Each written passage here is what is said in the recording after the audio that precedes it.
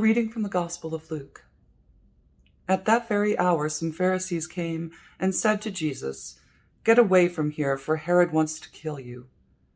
He said to them, "Go and tell that fox for me.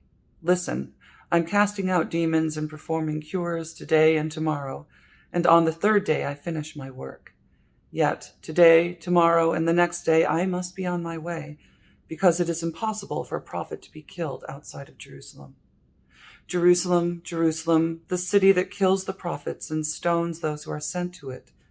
How often have I desired to gather your children together as a hen gathers her brood under her wings, and you were not willing. See, your house is left to you. And I tell you, you will not see me until the time comes when you say, 'Blessed is the one who comes in the name of the Lord.'"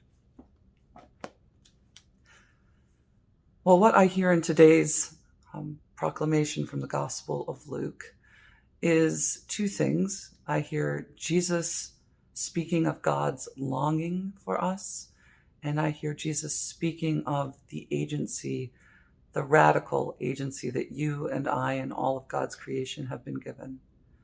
To hear this on the lips of Jesus, this longing for God's people, not for anything to be done, simply to allow God to gather us, brood over us, love us, nurture us, bring us to fullness of life. Oh, how I have longed to gather your children, to gather you all, and to love you.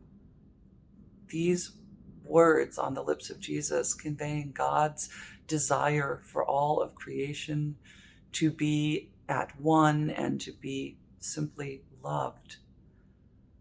What an astonishing thing then for Jesus to say, "And yet you are not willing. Yet you're not willing." And I hear in that sadness, and this is the lament of Jesus over Jerusalem. So there's sadness in that, but there's also something quite wonderful about the fact that we have a God who has given us this sort of agency. A God who has not simply put us in motion and said, "This is how this is going to go," but a God who has created us and given us free will, has given us agency over our own lives as individuals, as a church, as a people. God is constantly calling to us. God is probably still longing to gather us and to nestle us in and to love us and to nurture us. And I think the question for me this morning, and I hope it's a question that you'll ponder prayerfully, is, are we willing? Are we willing to be gathered by God? Are we willing to be gathered as a people, at St. James, as the church more broadly, as a society? Are we willing to be gathered and simply loved by God?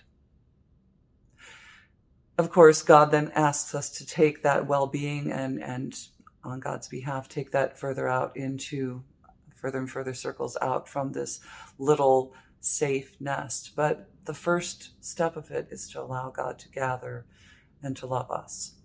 So may that be with you in your prayer today. Ask God, am I willing?